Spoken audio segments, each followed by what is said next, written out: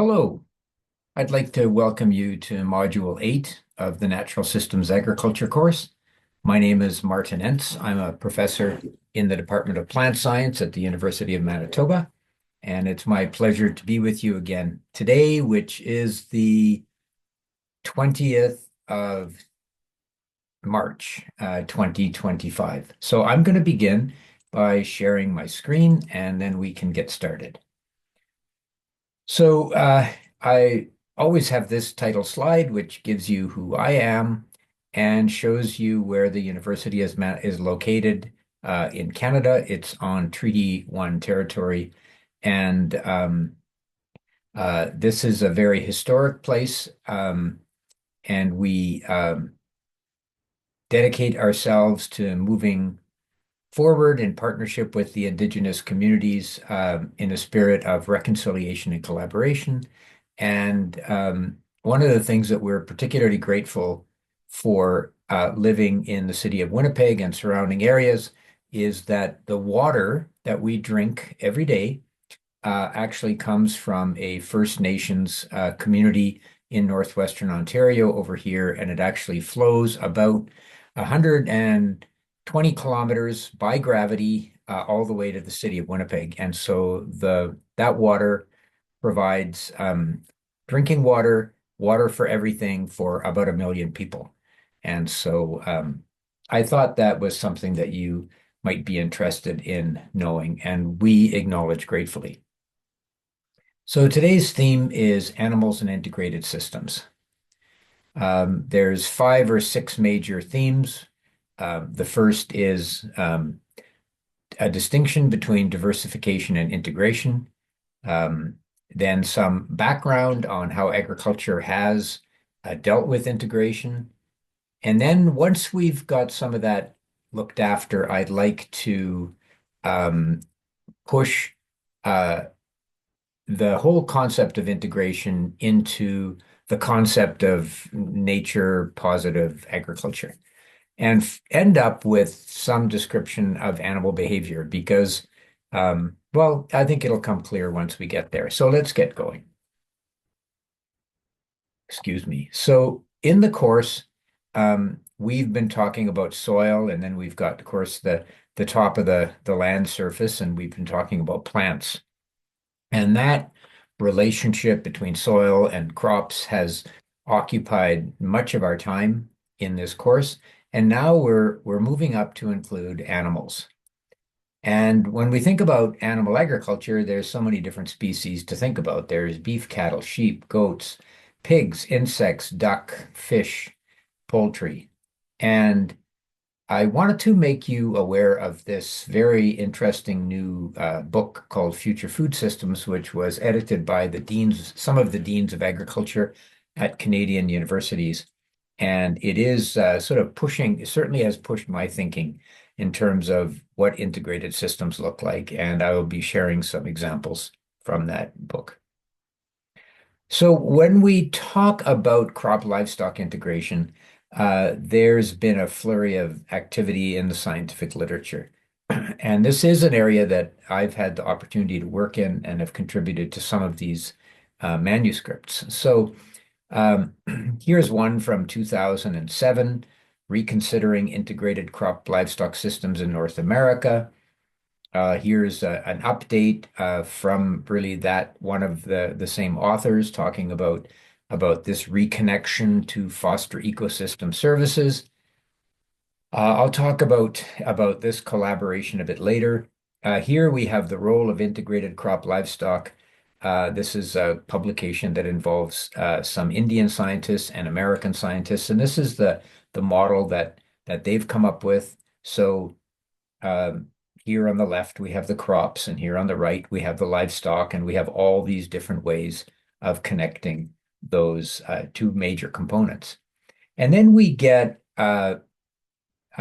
some greater emphasis on ecological services and environmental stewardship. So here, recoupling crop livestock systems can potentially reduce agricultural greenhouse emissions by over 40% in China. That's a very significant number. And here we have another notion of coupling, nitrogen and carbon cycles um, for environmental sustainability using integrated crop livestock systems, and this comes from Europe. So we've got really stories from all over the world here on the same theme, and that is um, the idea of integration.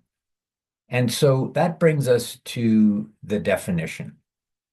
Um, we hear a lot about diversification in agriculture. So let's just focus on the agricultural definitions here. So this involves increasing the variety of crops or livestock or activities on a farm to reduce risk and enhance resilience. And we have emphasized diversification for a long time in agriculture all over the world.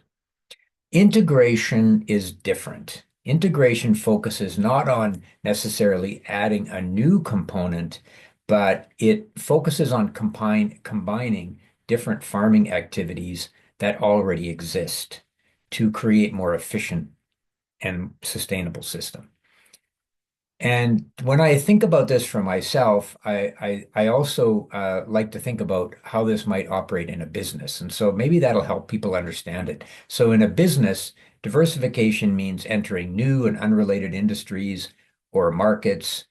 Um, but integration in business involves um, vertical integration, expanding within a company's existing value chain.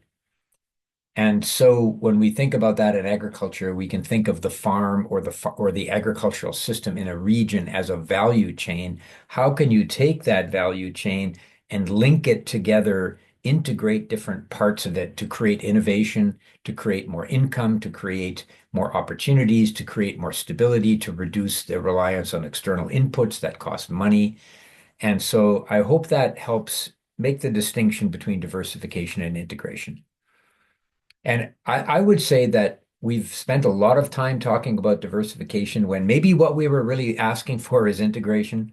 But integration, in many ways, makes more sense because your work, well, maybe not makes more sense, but is in a sense easier to employ because you're working with resources that you already have. You're not having to learn a new crop, a new product necessarily.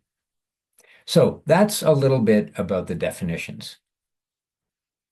Now, when we look at crop livestock integration in the Northern European agricultural context, and I come back to this Northern European context a lot in my thinking because this model really shaped Canadian agriculture and I think agriculture in many places where lands were colonized by Europeans. So back in the 15 and 1600s, the level of integration of European agriculture was relatively low, certainly with crops and livestock. I mean, there's clearly plants and humans integrated here. But then with the Norfolk four-course crop rotation, where livestock were integrated right into the four-year crop rotation, that brought a new level of crop livestock integration. We no longer had livestock just grazing on the common lands in Northern Europe and England, but in Ireland and other places, Scotland, but we actually had it embedded in the rotation. And that, of course, allowed the European population to massively increase. And then by the end of the 1800s, those systems became quite sophisticated with 7 years, and 2 out of the 7 years in the rotation had livestock integration. And then along came Haber-Bosch nitrogen fertilizer, and we no longer needed the integration to actually grow high-yielding crops. We could fertilize with synthetic industrial fertilizer instead.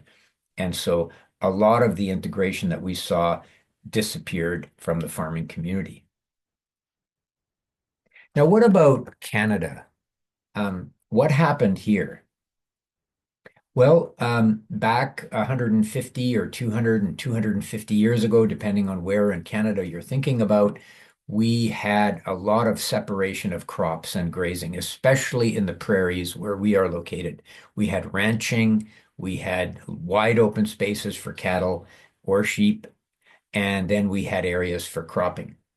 And there was a lot of interest, especially once the soil quality started to drop after 25, 30, 35, 40 years of plowing every year, cultivation, fallowing, that scientists became alarmed, and then they saw one of the solutions was actually linking these crops and livestock in an integrated system. And so we see um, extension publications like this one, where the government is talking about forage crops for stable agriculture. So the integration of livestock through the use of perennial forages was seen as a way to improve the soil and stabilize agriculture. Now, did this happen? Well, there were certainly a lot of mixed farms. And so this was a very typical looking farm back 80 years ago with a barn, with animals, granaries, a home. And there were crops and livestock on the same farm. Many of these farms did not integrate to the level they could have, because it takes a lot of energy to plow up a perennial forage crop and reestablish it somewhere else. If we look at the history, and it's been described very well by Henry Jansen in this publication that is available online, very interesting paper. Um, in the paper, he quotes scientists from 100 years ago being alarmed about the lack of permanence in agriculture, and people saying we've taken the wheat system too far. What they meant by that is this form of agriculture that was practiced um, very widely in the prairies, where we fallow the land one year and then grow a crop another year. We're really here looking at the farming system of the 1600s in Europe. Um, and there was a lot of concern about it. And here we can see that legumes and livestock were promoted as a way of increasing the permanence of agriculture. And the federal government established rotation studies. The first one was in 1893 in Brandon, Manitoba, about 200 kilometers west of where I am now. And there were other crop rotations established. But even though there was all this activity, farmers didn't really integrate. The land was so rich that simply by fallowing it, by cultivating it, even though some soil was lost to erosion, the nutrient supply generated from mineralizing that organic matter was just so lucrative, the wheat sort of economy continued. And so in certainly prairie agriculture, we had some levels of mixed farming, but we really stayed with specialized grain systems and specialized livestock systems. And so if you drive around the country, you can really see this. Here we have, this is a no-till agricultural field in the Arborg area of Manitoba.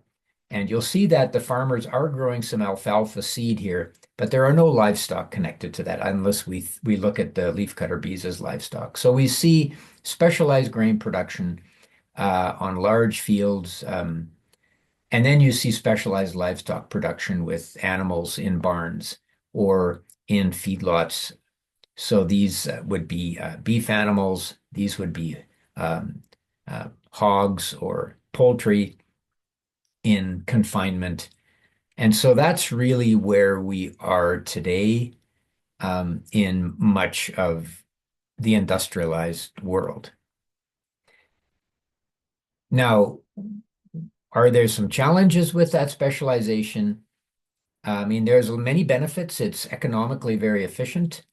And I'm not really presenting this data as outlining a problem. I'm just showing the facts. But here we have Canada, and this is the three prairie provinces. This is where I am right here. And this shows the manure nitrogen excretion by livestock. And it clearly shows that we've got concentrations of livestock in a few places in the country. And in these areas, um, the what we call the manure shed is very rich in nutrients. And so we have very good regulations on how to manage that manure. And the manure that's concentrated in these areas, these livestock intensive areas, can actually be very helpful in nurturing crops if it's managed properly. Now, in in reality, we don't just have animals emitting nutrients, we also have humans. And so this here shows the total human and manure excretion in Canada. And so if you go back to the previous slide, you can see there's less nutrients than when we also include the humans. And so the nutrient cycle is this is the reality of it. We've got nutrients concentrated in the areas where we have intensive livestock. And so um, just keep that in mind when I talk about some of the ways that we can integrate crops and livestock in a very sort of sophisticated system. Now, there are a lot of questions about, where to go with these specialized systems. We know that integration has benefits. And so um, one of the um, ways of actually forcing that integration is thinking about small scale mixed farms. I call this on-farm local integration. And if you look at all these arrows, they seem to be going this way, but this arrow is contradicts that. It actually goes back the other way. And we have evidence that this is happening. The organic sector is one place where this is happening. And this farm here, 3Gen Organics, is a farm that I've talked about in the past. I'm very grateful to this farm family for letting us do case studies on their farm. And so these farms are integrating perennial alfalfa into the rotation, which they feed to their gestating sows to reduce their grain consumption. And so they're integrating perennial crops in with animal agriculture. And then, of course, the manure from the animals would go back on the land to enrich the crops. And there's other examples of this. So we are seeing this. We're seeing mixed farms actually exist. Now, when we talk to individual farmers about the idea of having, let's say, some alfalfa grass um, on their farms, many farmers will say, well, I don't raise livestock, so I'm really not in the livestock business. And this rotation over here on the left is more what I'm comfortable with because I just grow grains. Well, that's fair. That's fair enough. But it's important to recognize that many of these crops are actually used to feed livestock. So canola meal is used to feed livestock, corn, much of it is going to feed pigs and poultry. Wheat, um, uh, winter wheat, the screenings for sure, and sometimes the whole crop is going into a feed mill. Peas and soybean are largely grown for livestock feed as a protein supplement. And so when we compare these two rotations, they grow very different crops, but they're used in a very similar way. They're used to feed livestock. So the question people have been asking is why not grow crops that benefit the environment, and you can still feed your livestock? Of course, what that means is that we're feeding herbage and not concentrated seeds to that livestock. And so we'll get to that. But I hope you understand the argument I'm trying to make here, and and it really builds on the work of Anne Clark, who was a professor at the University of Guelph and made the point that Ontario is mostly a livestock raising province in terms of its agriculture. They used to raise the livestock with pastures and forages, and now they raise the livestock with annual grains. So The farming system has changed, but the product has been left largely the same. And so it makes us think about, maybe we could actually incorporate some of these plants that have a direct and indirect benefit to agriculture. So why are we talking about including things like alfalfa in the farming system? Well, one of them, probably the central reason is alfalfa is a perennial crop. So it doesn't need to be sprayed with herbicides or cultivated with machinery every year like an annual crop does. It has deep roots. And if we look at the prairie, the grassland region here, in its native state, this grassland region was growing plants that had very deep roots. And corn and canola and wheat, those roots only go down about 1 to maybe 1.3 meters.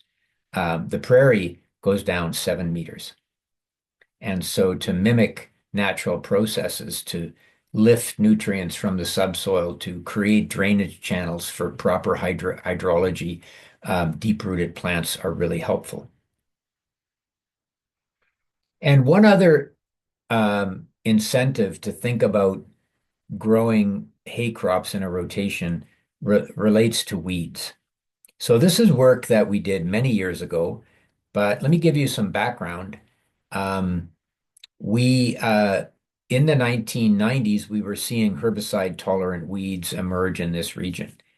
And there was great concern. And so people were thinking and starting to add more hay crops into their rotation because perennial hay crops that we would cut or we would graze are very good at suppressing weeds. And the survey that we did demonstrated this. We had 253 farmers in this region respond, and here on the bottom, 83% of the respondents observed weed control benefits for 1, 2, or more years after forages, compared to their commercial fields that had not had a perennial forage for at least 5 years. And so weeds like wild oats that have developed resistance to many of the herbicides that we use, could be controlled by the rotation.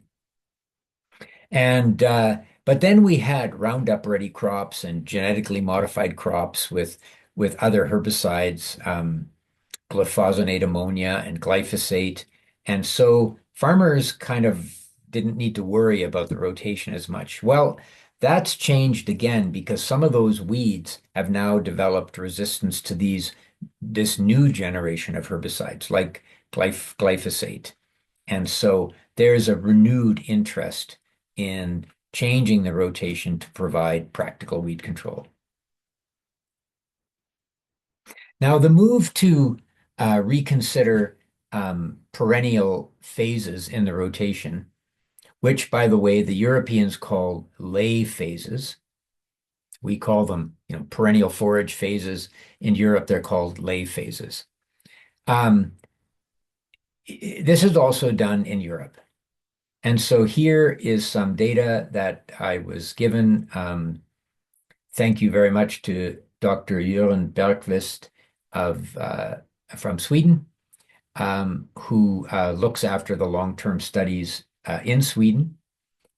And here is a summary of data that Dr. Bergqvist gave me, where we're looking at 3 different experiments, each with different soil organic carbon starting points. And the rotation studies were conducted from the late 50s until the late 1980s. And you can see that the green line shows where there is no lay phase in the 6-year crop rotation. And then as you increase the number of years of that perennial lay or perennial forage phase, the soil carbon decline is not as rapid. And in fact, you get, in some cases, an increase in soil organic carbon in the top 20 centimeters. And so this is something that I think most agronomists are very familiar with, but it just reemphasizes the importance of these lays to enrich the soil with carbon. When we have these on-farm integrated systems, we also often have animals grazing on them, and that allows nutrient cycling in the form of urine and feces coming out of the back of the animal. And I like to call this cowpyology because the amount of biodiversity that these cowpats actually promote is very significant. And so it provides an important ecological service.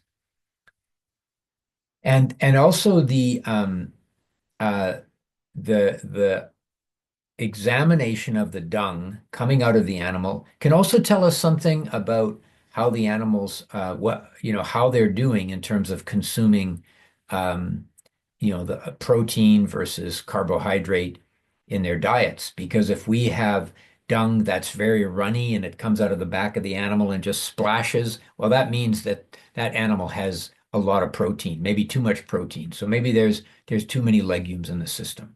On the other hand, if the dung comes out of the back and it's like a pyramid, it's really hard, well, maybe there's not enough protein. And so um, not only do the animals help with nutrient cycling when they're engaged in these perennial lays or perennial forage phases, it's a great diagnostic tool to see how they're doing. Now, the work in Sweden, the work in Canada, there's been work all over the world looking at the performance of these lay systems. And I wanted to share with you this data set, which is quite old now, but it looks at 30 years of an experiment. And the economists, this is Robert Zentner, an economist from Saskatchewan, who, together with colleagues, analyzed this data. The data comes from Indian Head, Saskatchewan, and let me just quickly explain the graph. So here we have net income in dollars per hectare, and of course we want to be up here. And here we have standard deviation of farm income. So we want to be over here. We want to have high income, but a very low variation. And so what the economists do is they calculate the efficiency frontier. That is, it's very difficult to get past this. So, this is about as good as it's going to get.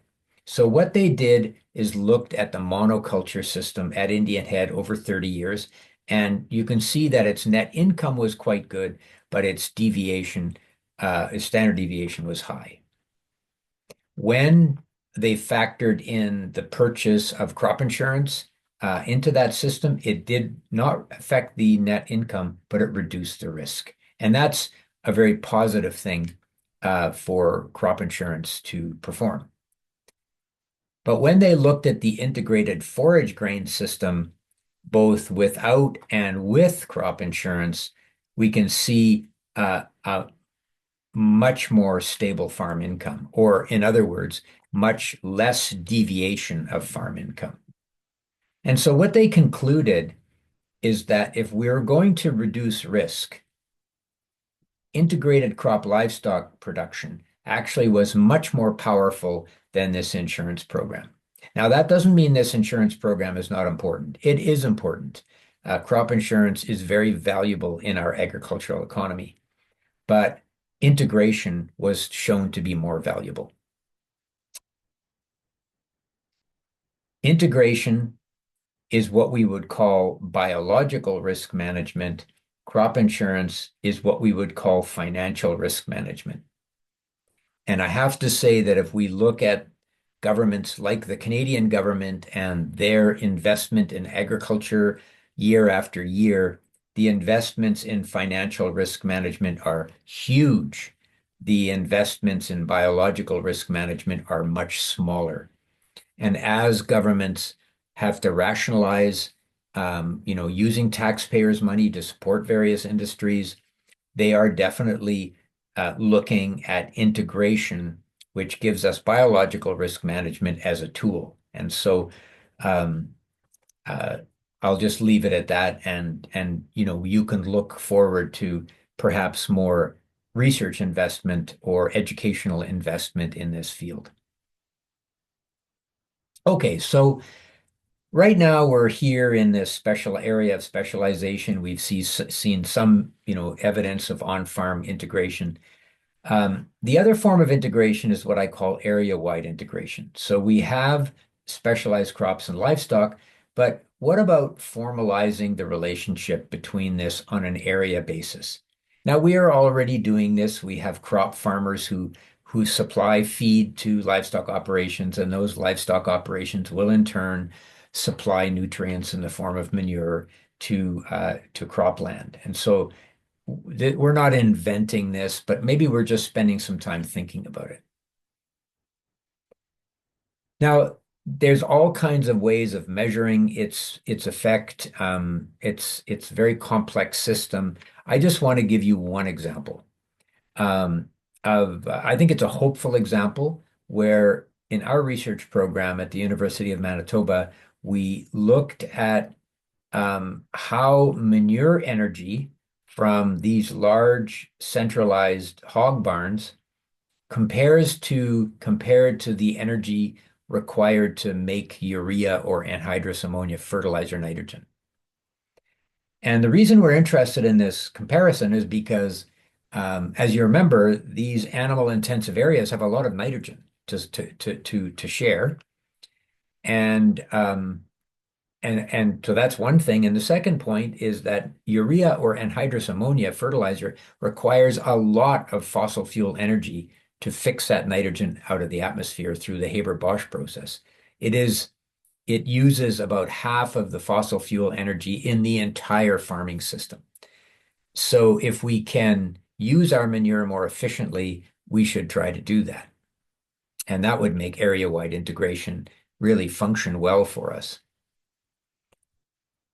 Now so what Matthew Weens did, who led this study, is he went to one of these barns and he measured the energy embodied in the entire manure distribution system. And you might be surprised, I was the first time I learned about this, but many of these large farms have their own pipeline system. But instead of piping water or oil, we pipe manure. And this manure can be piped 20 kilometers. And some of the pipes lay on the surface, other ones are buried. So it's quite sophisticated. And so what Matthew did is looked at all the energy requirement in terms of the booster pumps and the manure application and the agitation, mixing the manure up before you pipe it out. And he transferred it all, calculated it into energy megajoules per hectare. And so we then took that information and determined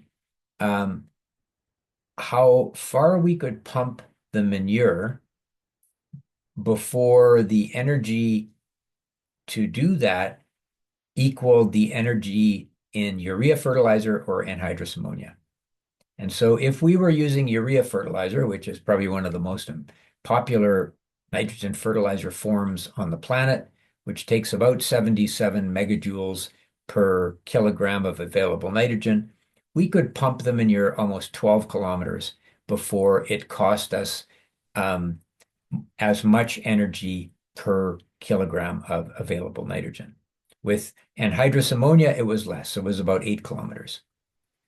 So I think I just wanted to use this study to illustrate that by linking large animal operations with judicious use of the manure, we can save energy in agriculture. And then if we take it one step further, where we think of an organic farm using this manure, organic farmers don't need the manure for the nitrogen. They can grow nitrogen with the legumes. They need the manure for the phosphorus. And so in that case, you can pump that manure even further away and be economical.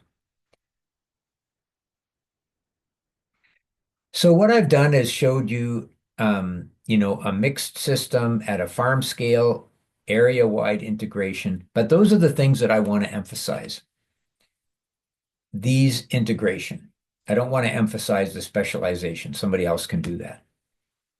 And so what this graph, which is not that clear, I'm sorry, illustrates is an international effort that we did to look at levels of integration in different parts of the world.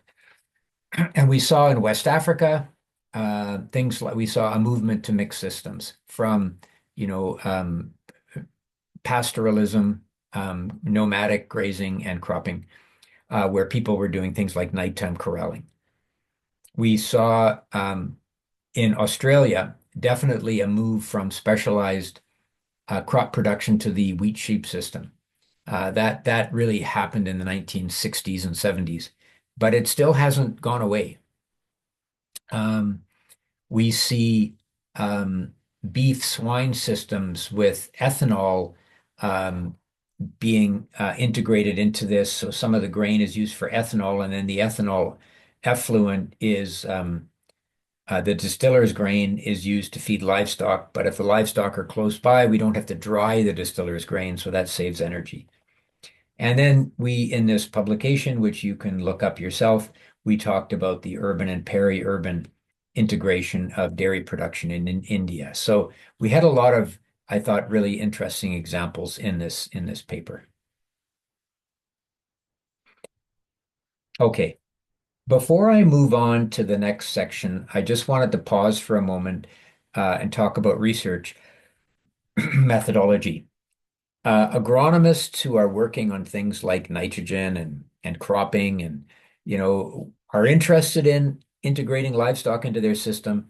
How do you do it as an agronomist? And so I just offer this paper here and others that we've published over the years because we have developed a system that's worked for us where we use sheep in right in the agronomic plots, and we fence them and we provide water and we do all the animal care things. And it has been very useful to allow us to look at especially the influence of livestock integration on nutrient cycling and uh, and also water conservation and utilization of different forages. So I just wanted to make that point. Okay, so we've talked about livestock integration examples, and here's just another example. Go through it very quickly. Here we've got corn or maize, spring wheat, soybean. So this is a typical system for some farming areas around the world. Here they've taken basically the same crops and integrated livestock. So here instead of corn and soybean, individually, they're intercropped. They could be cut for silage, but they could also be harvested, certainly in places like China, and maybe the stover has more protein and it could be grazed. Spring wheat could be interseeded with a late season cover crop for grazing. And then maybe instead of growing soybean by themselves, which is essentially going to be used for livestock, you could grow a perennial and graze animals on it. So this is the kind of, thinking that goes on with people looking at these integrated systems. What I want to do is go one step further. I would like to get you to think about these integrated systems, but in the context of the principles of natural systems agriculture, which is really what this course is all about.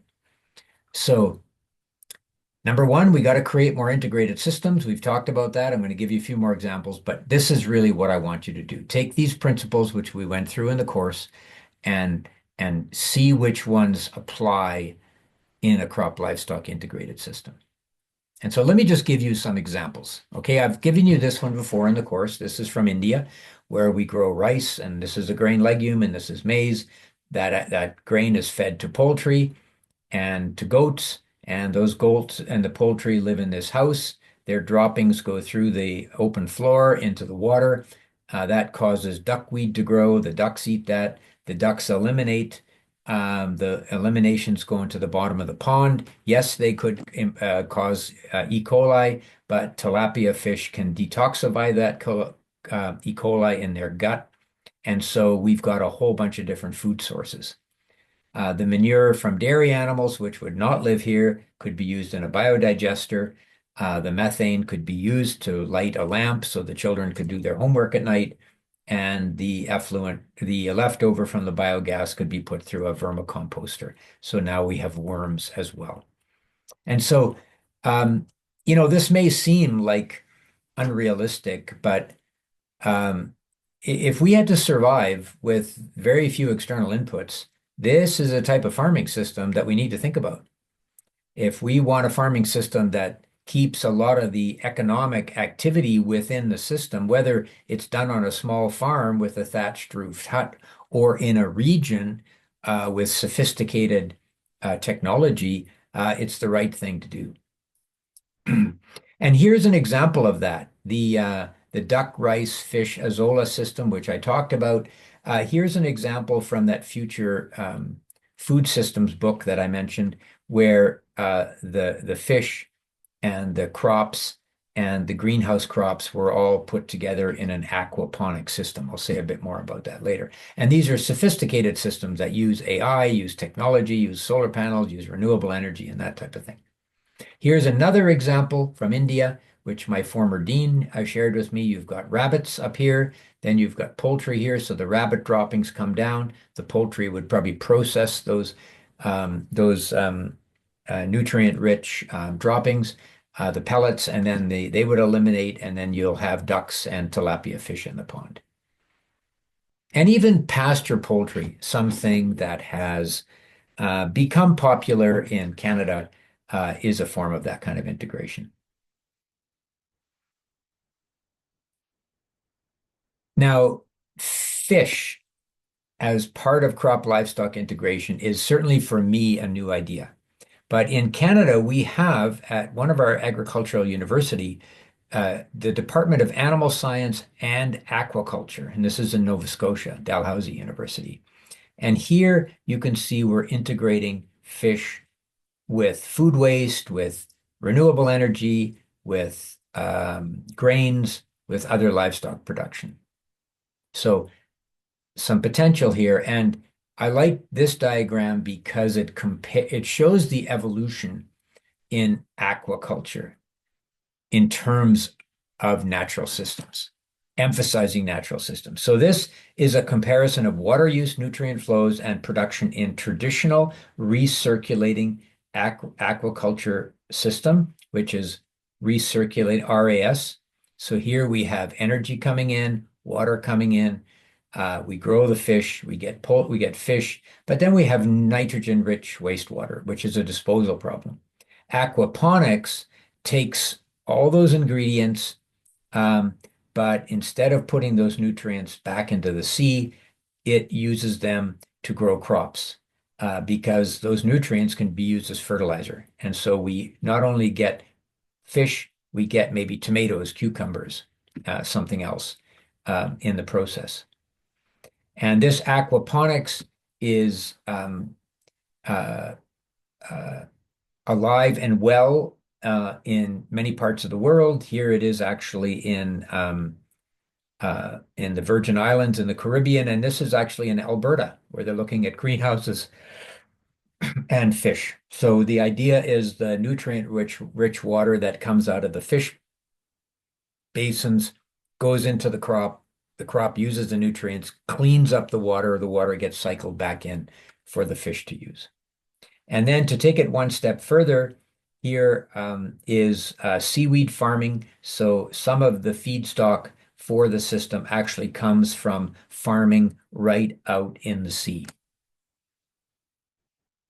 So the crop livestock integration that I knew starting my career many decades ago has really evolved to include now fish and some controlled environment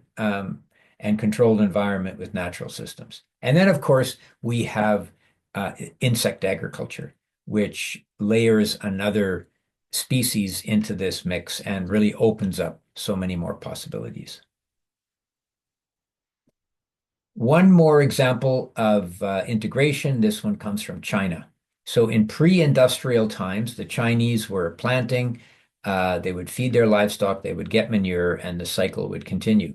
And it is interesting to look at the example of China, which you can read about more at this website, because China has the oldest enduring agricultural system in the world. They've been farming for 8,000 years continuously.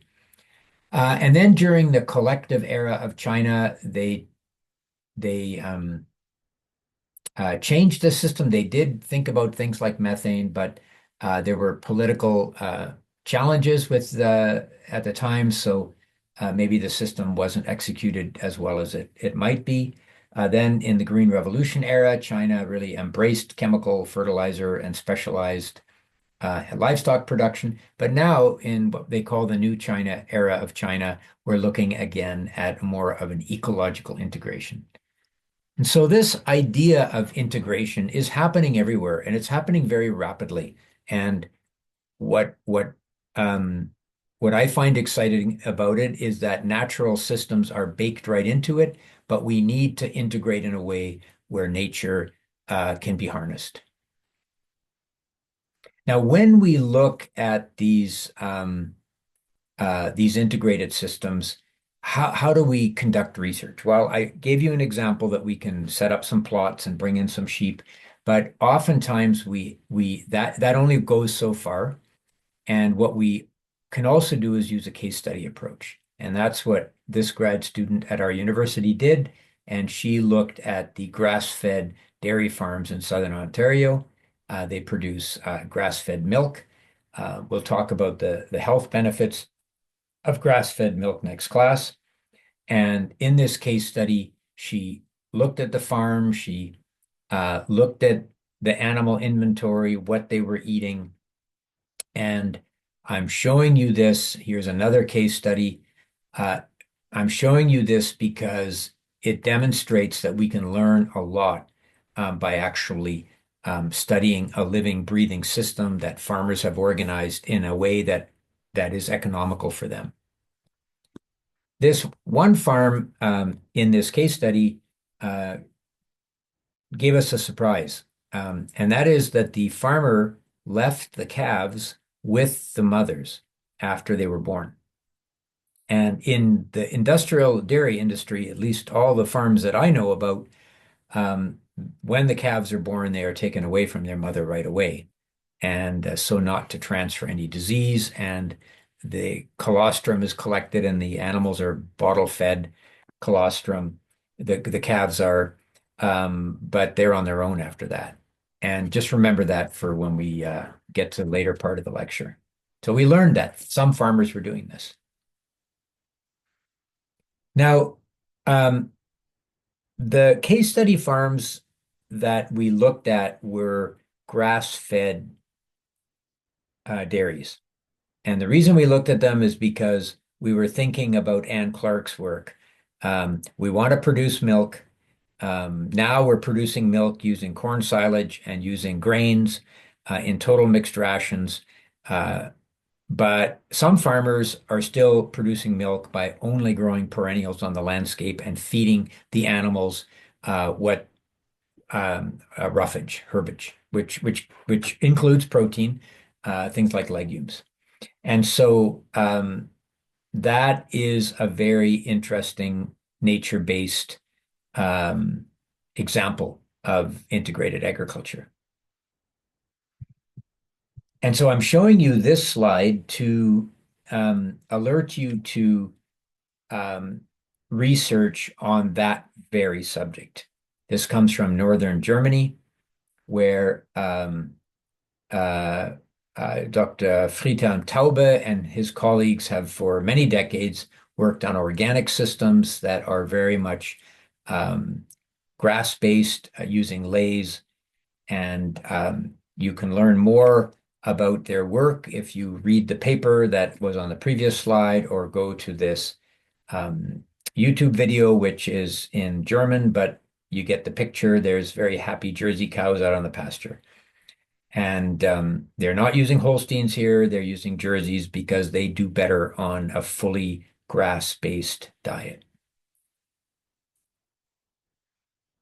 I'm going to end the lecture with some points about animal behavior because if we're going to integrate animals with crops, we need to know something about those animals. Now, crops do not have any, plants don't have any brains.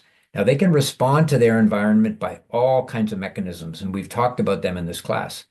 But animals actually have a central nervous system and they exhibit behavior. They can learn, they can unlearn.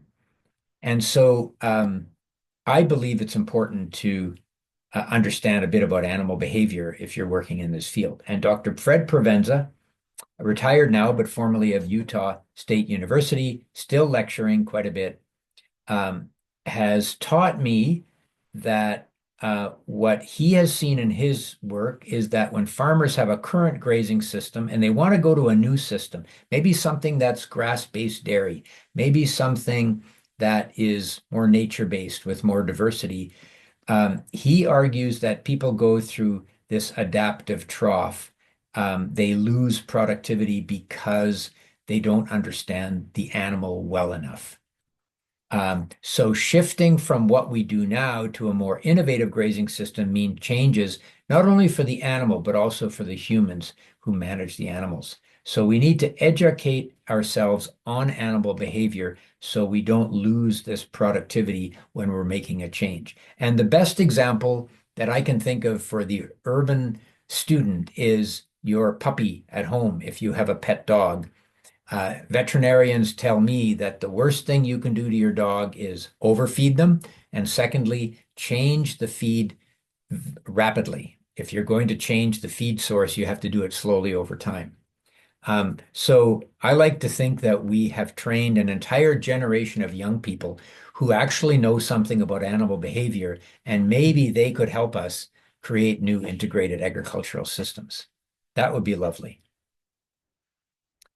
Okay, so what we're talking about when we're trying to go to new systems are mostly to move from continuous grazing to more planned grazing.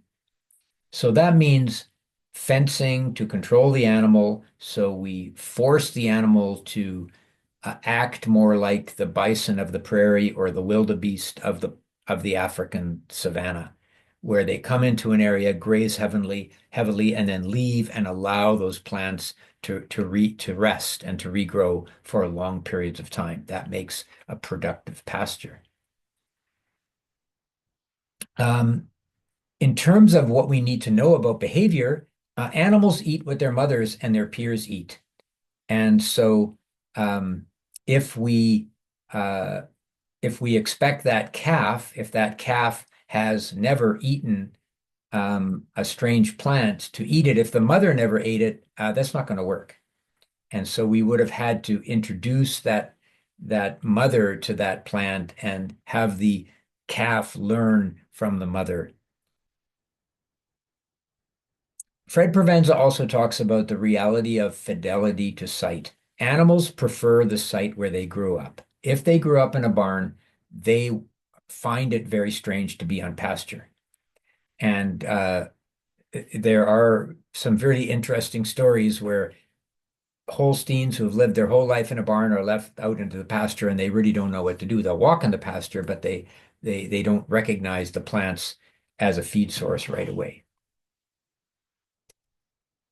And we need to retrain we can retrain animals to eat new plants, but what I have seen is ranchers try to starve an animal to use a plant. So they'll concentrate a bunch of animals into a area like the one on the right here. They might want to get rid of this patch of Western snowberry, and they fence it off, put the animals in. The animals, eat it very inefficiently because they've never eaten it before.